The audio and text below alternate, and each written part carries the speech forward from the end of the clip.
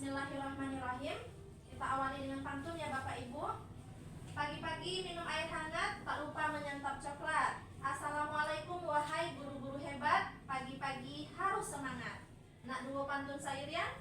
Pergi ke toko membeli parfum, dapat hadiah sepotong coklat. Saya ucapkan assalamualaikum, semoga presentasi ini bermanfaat. Assalamualaikum warahmatullahi wabarakatuh. Waalaikumsalam warahmatullahi wabarakatuh. Alhamdulillahirrabbilalamin. Marilah kita senantiasa bersyukur kepada Allah Subhanahu wa Ta'ala atas rahmat dan nikmat yang Allah berikan kepada kita sampai dengan detik ini. Kita dapat beraktivitas, kita dapat memperbaiki diri, kita dapat melakukan hal-hal yang kita inginkan sampai dengan detik ini. Selawat dan salam tidak lupa pula kita kirimkan kepada arwah Nabi besar kita, yakni Nabi Muhammad SAW. Allahumma sholli ala Muhammad wa ala ali Muhammad. Bapak Ibu guru hebat yang saya hormati, terima kasih atas kesempatan yang telah meluangkan waktunya dalam melaksanakan kegiatan diseminasi yang akan saya laksanakan terkait dengan pemahaman dan pengalaman dalam penerapan budaya positif. Ini merupakan salah satu materi di modul pendidikan guru penggerak yang saya jalani, yaitunya modul 1.4. Baiklah Bapak Ibu, bisa sama-sama kita perhatikan ada 3 pertanyaan pemantik. Yang pertama, Bapak Ibu, apakah hukuman dapat mendisiplinkan anak? Bisa berarti kemudian apakah pemberian hukuman dapat berhasil? Pemberian hukuman dengan hal yang positif seperti membaca atau membersihkan halaman sekolah dapat meningkatkan disiplin anak, dan juga memberikan penghargaan apakah dapat meningkatkan motivasi belajar anak? Pertanyaan pemantik ini akan mengeliti kita terkait dengan bagaimana penerapan budaya positif di sekolah. Materi yang pertama, disiplin positif dan nilai-nilai kebajikan. Sebagaimana kita ketahui, ada perubahan paradigma terkait dengan teori kontrol atau teori pilihan. Ilusi kontrol, ilusi guru mengontrol murid, ilusi bahwa kritik dan membuat orang merasa bersalah dapat menguatkan karakter, ilusi bahwa semua penguatan efektif dan bermanfaat, dan ilusi bahwa orang dewasa memiliki hak untuk memaksa. Perubahan paradigma dari stimulus respon ke teori kontrol atau teori pilihan. Jadi kita memiliki pertanyaan, siapakah sesungguhnya yang memiliki kontrol? Dari tabel yang disajikan, ada perbedaan antara stimulus respon dengan teori kontrol atau pilihan. Yang pertama, kita mencoba mengubah orang lain agar berpandangan sama dengan kita. Sedangkan teori kontrol mengatakan kita berusaha memahami pandangan orang lain tentang dunia. Begitu juga perilaku buruk dilihat sebagai sebuah kesalahan. Sedangkan teori kontrol atau teori pilihan mengatakan semua perilaku memiliki tujuan. Lanjut, orang lain bisa mengontrol kita, sedangkan kalau di teori kontrol hanya Anda atau hanya kita yang bisa mengontrol diri kita. Selanjutnya terkait dengan nilai-nilai kebajikan. Nilai-nilai atau sifat-sifat positif manusia yang merupakan tujuan mulia yang ingin dicapai setiap individu. Nilai-nilai tersebut bersifat universal dan lintas bahasa, suku bangsa, agama maupun latar belakang. Setiap perilaku atau perbuatan memiliki tujuan, itu yang dikemukakan oleh Dr. William Glasser pada teori kontrol. Dengan mengaitkan nilai-nilai kebajikan, maka yang diyakini seseorang, maka motivasi intrinsiknya yang terbangun, sehingga menggerakkan motivasi dalam diri untuk dapat mencapai tujuan yang mulia yang diinginkan. Ada berbagai macam jenis dari nilai-nilai kebajikan, seperti yang kita kenal di dalam dimensi dari profil pelajar Pancasila. Mulai dari beriman, bertakwa kepada Tuhan Yang Maha Esa dan berakhlak mulia, mandiri, bernalar kritis, berkebinekaan global, bergotong royong dan kreatif. Nilai-nilai kebajikan ini nanti yang akan kita tuangkan dalam pembuatan keyakinan kelas atau kesepakatan belajar kita dengan murid. Materi yang kedua, teori motivasi, hukuman, penghargaan, dan restitusi. Kalau terkait dengan teori motivasi perilaku manusia, ada 3 teori motivasi. Yang pertama, untuk menghindari hukuman, kemudian untuk mendapatkan imbalan dari orang lain, dan untuk menghargai diri sendiri. Nomor 1 dan nomor 2 masih tergolong pada motivasi eksternal atau motivasi dari luar. Sedangkan yang nomor 3, kalau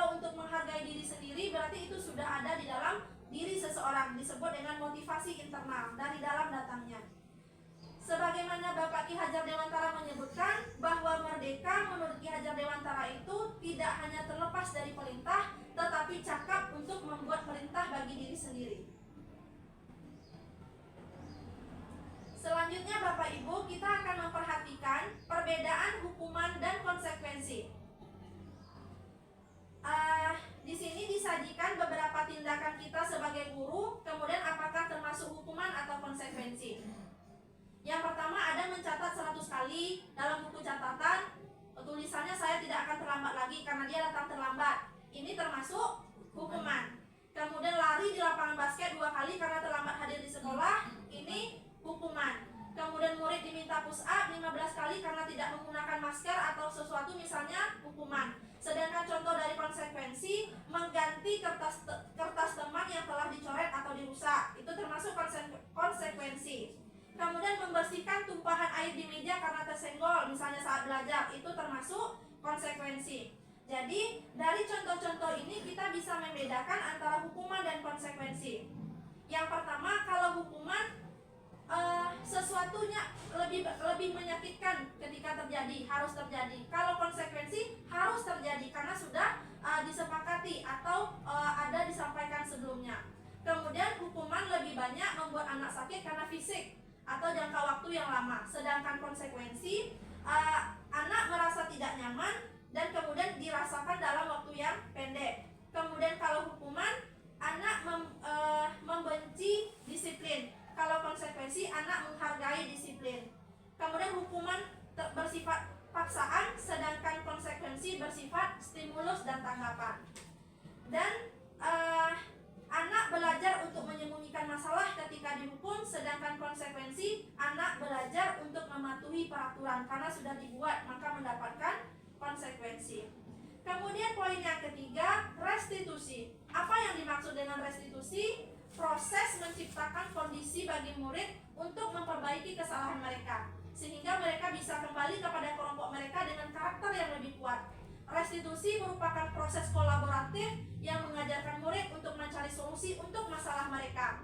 Kemudian membantu murid berpikir tentang orang seperti apa yang mereka inginkan dan bagaimana mereka harus memperlakukan orang lain.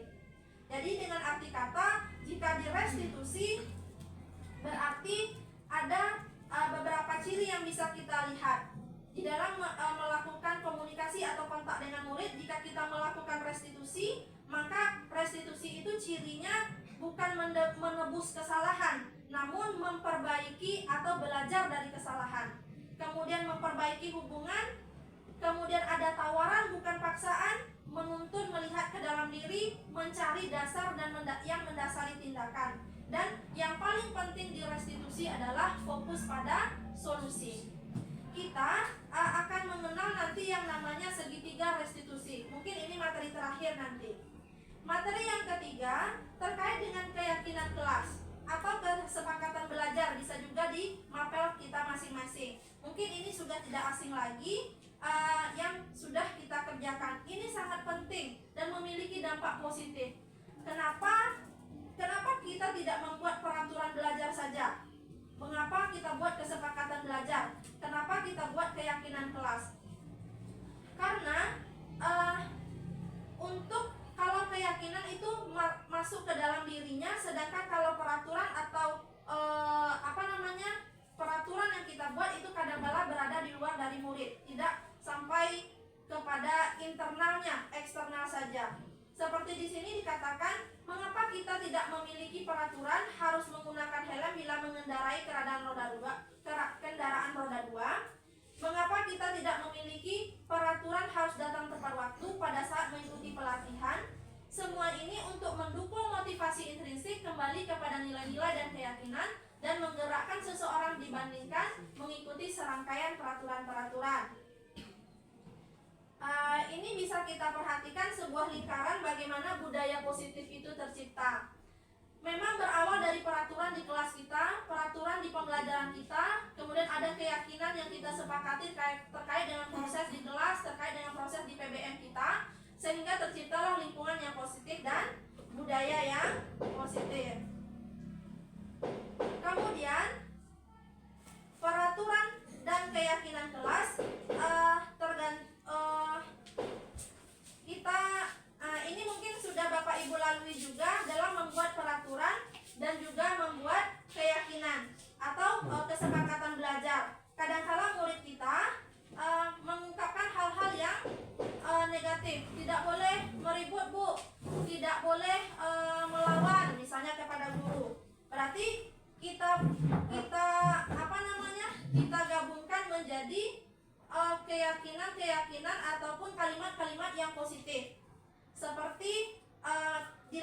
mengganggu orang lain, berarti kita menghormati orang lain. Dilarang memotong pembicaraan guru, misalnya berarti menghormati guru. Masuk tepat waktu, kita keyakinannya berarti disiplin waktu. Oke, seperti itu. Kita includekan. Nanti akan kami sajikan terkait contoh dari keyakinan kelas yang sudah kami cobakan di kelas 71. Oke, sembari memperhatikan nanti bisa Bapak Ibu mencicipi minumannya ataupun snack yang disediakan.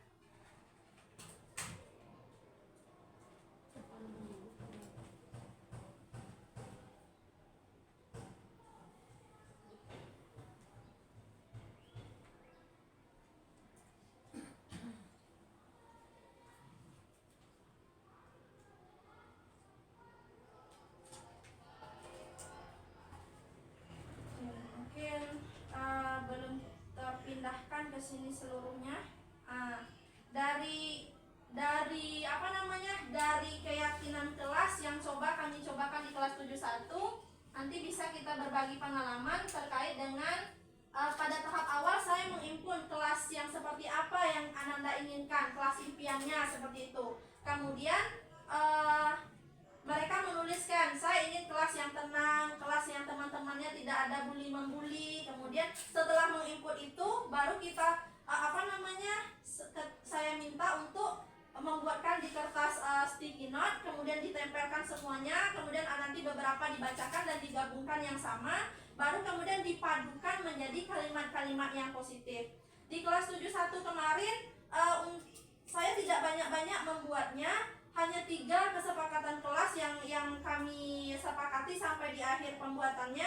Yang pertama itu terkait dengan disiplin waktu, berarti muridnya datang tepat waktu, masuk kelas sebelum guru masuk, seperti itu, terkait dengan disiplin waktu. Kemudian yang kedua terkait dengan menghormati atau sikap patuh. Itu juga tercipta kemarin, bagaimana murid itu menyepakati untuk menghormati guru dan juga teman di kelas. Dan yang terakhir kemarin disepakati terkait dengan kebersihan, menjaga kebersihan di kelas, menjaga kebersihan di kelas. Jadi 3 poin itu saja yang terbentuk kemarin. Kemudian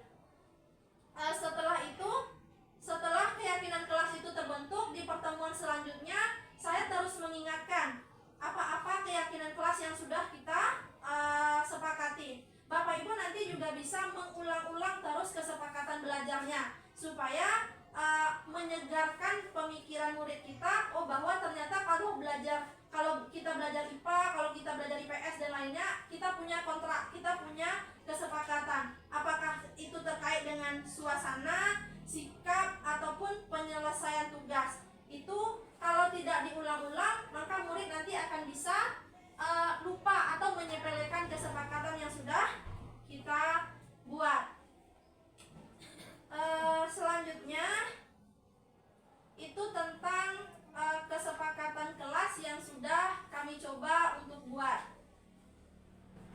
Sebelum kita masuk pada materi yang ini tinggal 2 lagi, kebutuhan dasar manusia dan praktek segitiga restitusi.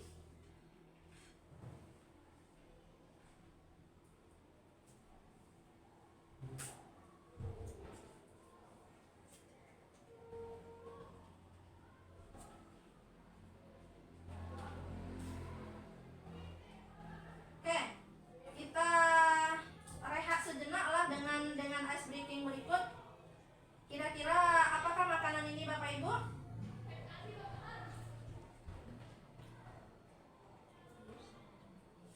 Angka 1, U-nya diganti E, kemudian ditambah ayam.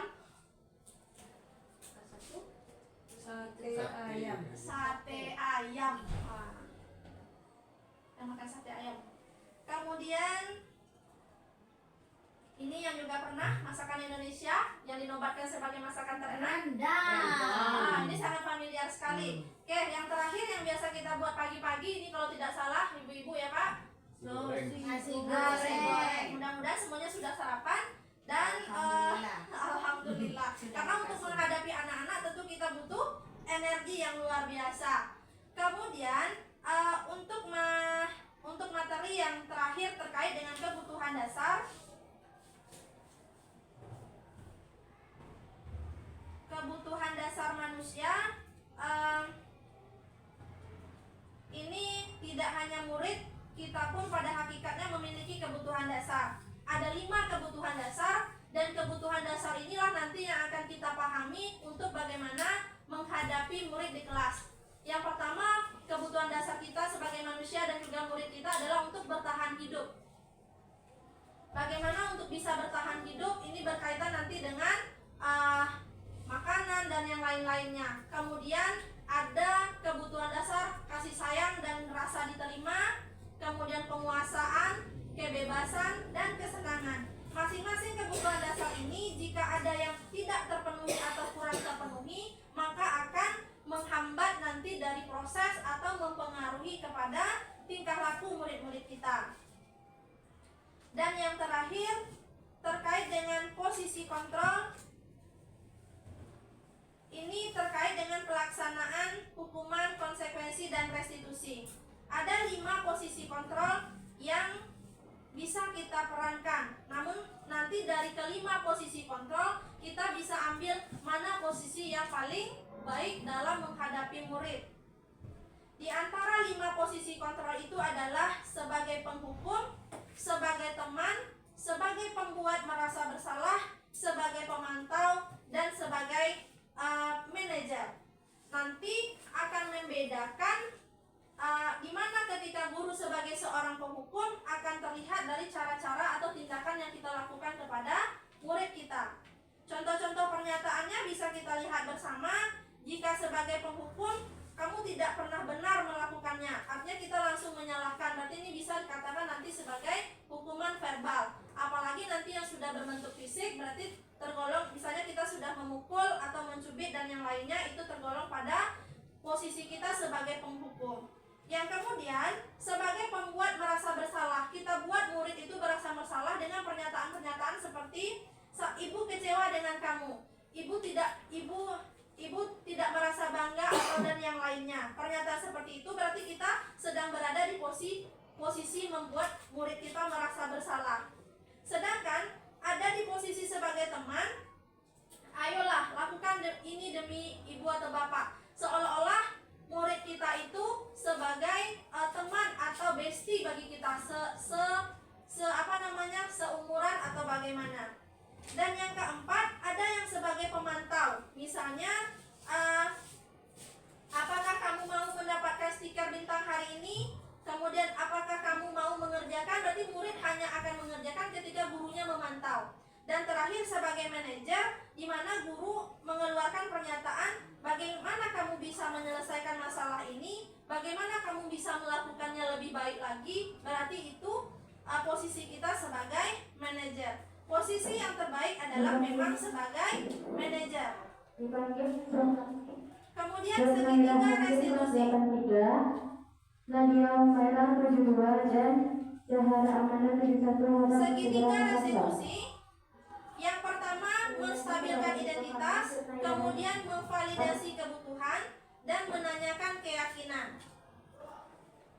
Nah, mungkin untuk lebih sederhananya, tahapan-tahapan ini bisa kita lakukan dengan contoh-contoh kalimat. Ketika murid kita bersalah atau melakukan kesalahan, yang pertama kita stabilkan dulu dia. Berbuat salah itu misalnya tidak apa-apa, atau kita bukanlah manusia yang sempurna. Semua orang pasti pernah melakukan kesalahan. Itu berarti kita di tahap menstabilkan identitas siswa kita ketika dia melakukan kesalahan. Kemudian setelah itu selesai, kita masuk validasi kebutuhan. Validasi tindakan dia yang salah itu apa? Kamu pasti punya alasan mengapa tadi berbuat seperti itu. Ya, bisa kamu terlihat merasa bangga terhadap hasil yang kamu dapatkan, tapi ada hal yang jadinya merugikan untuk orang lain. Atau kamu tentu punya alasan mengapa melakukan itu. Itu kita validasi kesalahan atau tindakan yang salah yang dia lakukan. Kemudian tahap terakhir kita tanyakan keyakinannya.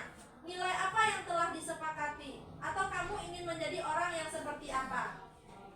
Ada satu contoh yang kami kami buatkan kemarin videonya, mungkin ini juga sudah sering kita laksanakan.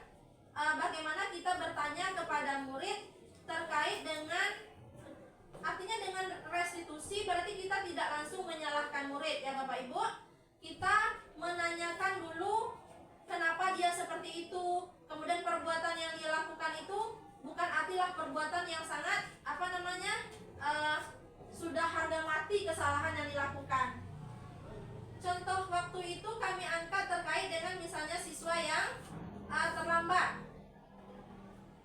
Dia terlambat, kemudian karena membuat tugas larut malam hingga. Berarti kita bisa di tahap menstabilkan identitasnya. Kita membuat, kita katakan berarti perbuatan yang dia lakukan itu artinya setiap orang pasti memiliki pernah melakukan atau pernah mengalami hal yang seperti itu. Terlambat bangun karena terlalu malam berkegiatan dan lain-lainnya, itu menstabilkan identitas.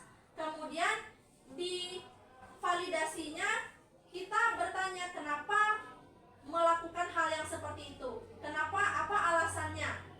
Berarti nanti dia akan menceritakan kenapa dia sampai tidur larut malam atau apa kegiatannya di malam harinya.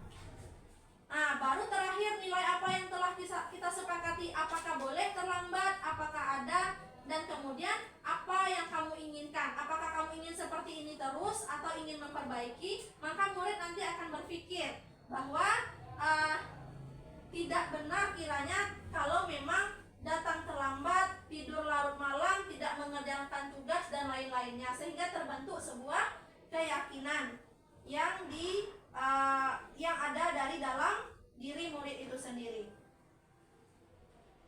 Oke, itulah Bapak Ibu, kira-kira inilah peta dari budaya positif atau disiplin positif. Semuanya menjadi satu rangkaian terkait dengan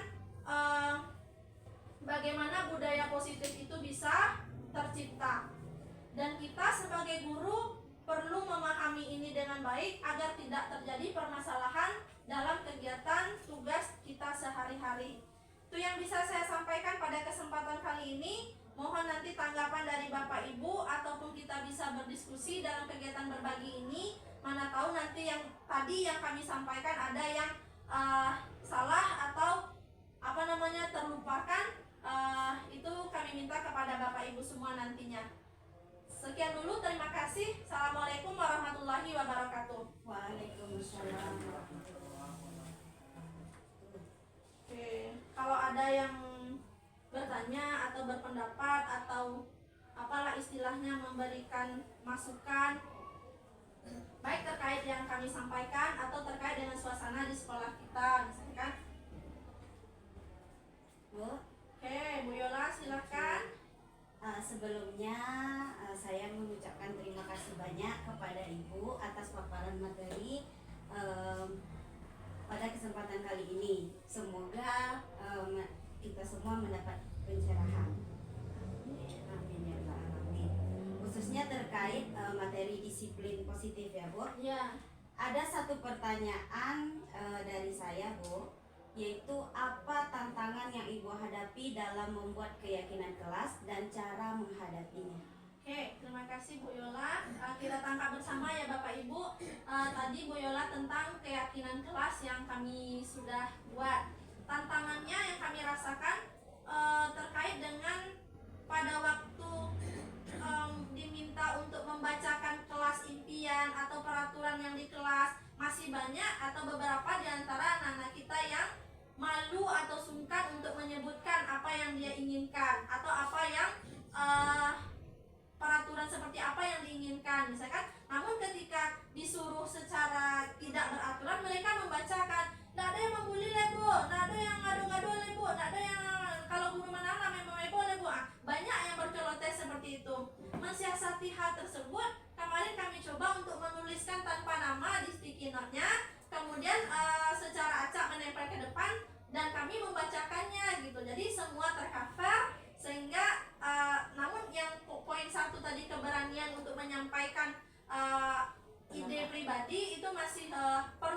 digali gitu. Tapi kemarin mensiasatinya seperti itu, masing-masing membuat, masing-masing menempel, kemudian dibacakan. Kadang banyak yang menuliskan sama, jadi kita ambilkan satu kesimpulan dari poin-poin yang dituliskan oleh siswa itu saja gitu.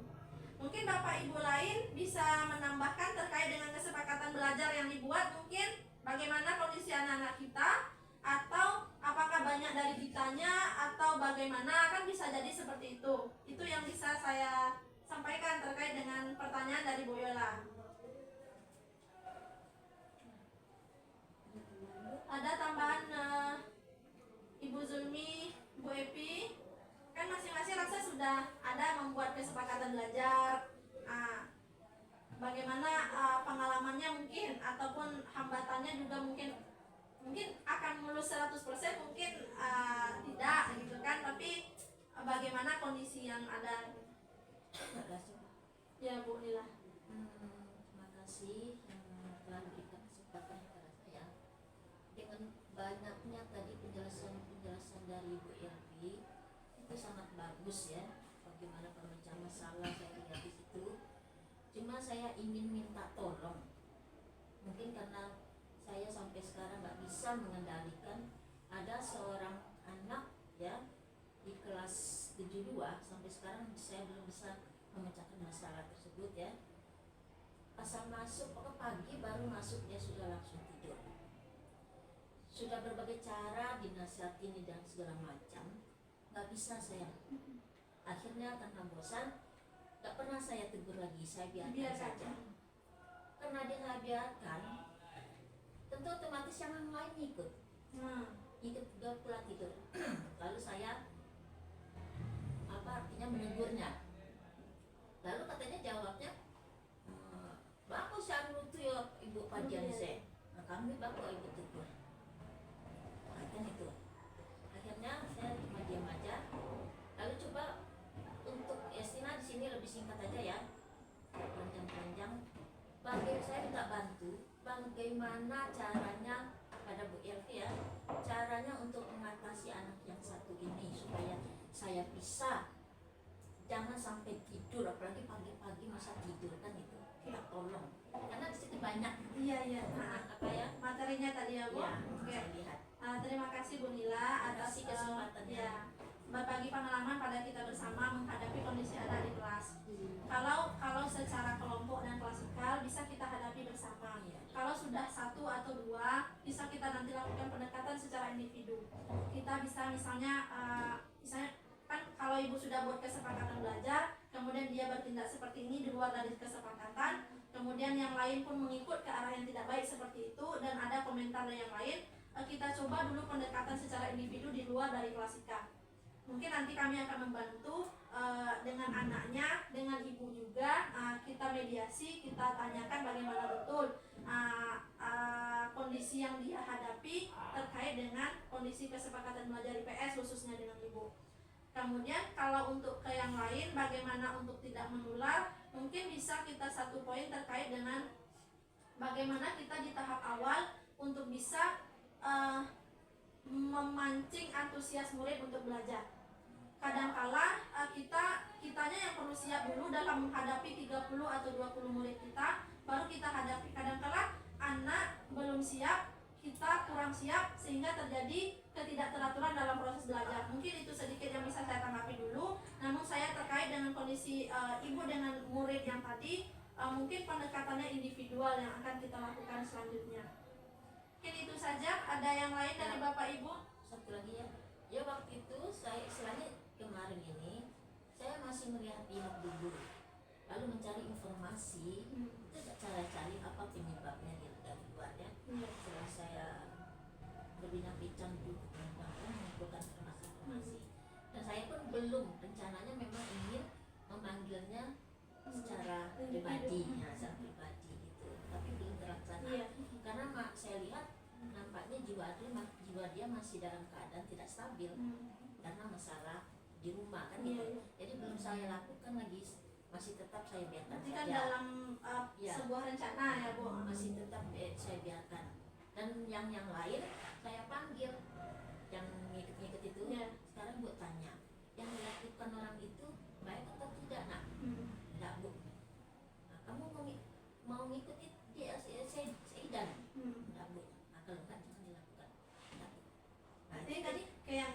pendekatannya langsung, mungkin ke yang satu lagi cuma mungkin yang satu ini dalam proses karena memang masalahnya berat, saya untuk iya. mencari-cari selah gitu Selah kan. dulu. Nggak mungkin langsung aja, nanti dia kan malah menyerang nggak stabil. Iya tuh. Kadangkala memang kalau dalam menghadapi sesuatu memang kita harus tenangkan situasinya dulu, situasi. seperti segitiga restitusi tadi. Sekarang belum bisa. Yang mudah-mudahan di luar dari kesempatan ini nanti bisa kita komunikasikan lebih lanjut. Pak Aldi, silakan, ada yang mau disampaikan terkait dengan paparan saya hari ini? Pas, oke. Berarti kalau tidak, berarti itu saja ya Bapak Ibu yang bisa saya sampaikan. Terakhir, terima kasih banyak atas waktu dan kesempatan yang sudah diberikan. Mudah-mudahan membawa manfaat bagi kita bersama. Dan banyak maaf bila terdapat kekurangan dan kesalahan. Saya akhiri dengan wabillahi taufiq wal hidayah. Wassalamualaikum warahmatullahi wabarakatuh. Waalaikumsalam warahmatullahi wabarakatuh. Snack komentar ya kita. Apa kabar Dafa? Baik, Bu. Alhamdulillah. Apakah Dafa tahu kenapa hari ini Ibu memanggil Dafa? Tidak, Bu. Yakin tidak tahu? Coba ingat-ingat lagi. Kira-kira kenapa Ibu menyuruh Dafa datang ke sini? Karena saya tadi pergi terlambat lagi ya, Bu. Oh ya, benar sekali. Karena tadi pagi Ibu lihat Dafa datang terlambat. Apa yang terjadi sehingga Dafa datang terlambat? Saya terlambat bangun, Bu. Kenapa? Jam berapa Dafa tidur tadi malam? Jam 12, Bu. Oh, apakah Dafa sadar ini sebuah kesalahan? Iya, Bu. Membuat salah itu pada dasarnya tidak apa-apa, asalkan Dafa memiliki kesadaran dan ingin untuk memperbaiki kesalahan yang ada untuk berubah menjadi lebih baik. Saya suka menyadari kesalahan saya karena saya terlambat. Kenapa? Apakah Dafa tahu jam berapa waktu yang tepat bagi seorang siswa untuk beristirahat? Jam 10 malam. Ibu yakin Dafa punya alasan mengapa sampai hal ini terjadi? Saya banyak mengerjakan tugas, Bu, sampai larut malam, Bu. Jadi Dafa terlambat ke sekolah karena bangunnya terlambat, kemudian diakibatkan malamnya mengerjakan tugas hingga larut malam, gitu? Iya, Bu. Apakah Dafa ingat kesepakatan sekolah kita tentang waktu kehadiran ke sekolah? Ingat, Bu. Apa yang Dafa ketahui tentang kesepakatan sekolah kita tentang kehadiran? Siswa hadir 10 menit sebelum bel berbunyi pukul 7. Bagus. Apa yang akan Dafa lakukan untuk memperbaiki kesalahan yang terlambat itu? Saya akan berusaha mengerjakan tugas yang diberikan guru tanpa menunda-nundanya, Bu. Oke, bagus. Apa lagi? Saya akan tidur tepat waktu, ini jam 10. Agar saya bisa bangun lebih awal dan tidak terlambat datang ke sekolah. Oke, bagus sekali Dafa. Ibu yakin Dafa bisa berubah ke arah yang lebih baik. Kemudian asalkan terus semangat ya. Terima kasih, Bu. Oke, setelah pembicaraan kita ini, bagaimana perasaan Dafa? Saya merasa lega karena itu tidak marah-marah dengan kesalahan saya, tapi memberikan saya keyakinan untuk berubah dan berubah dari kesalahan saya. Terima kasih banyak, Bu. Oke, jadi Dafa tidak marah ke Ibu, namun Dafa memiliki perasaan lega karena Ibu memberikan peluang Dafa untuk merubah kesalahan. Oke, itulah yang bisa kita bicarakan pada hari ini. Mudah-mudahan Dafa bisa berubah ke arah yang lebih baik dan tidak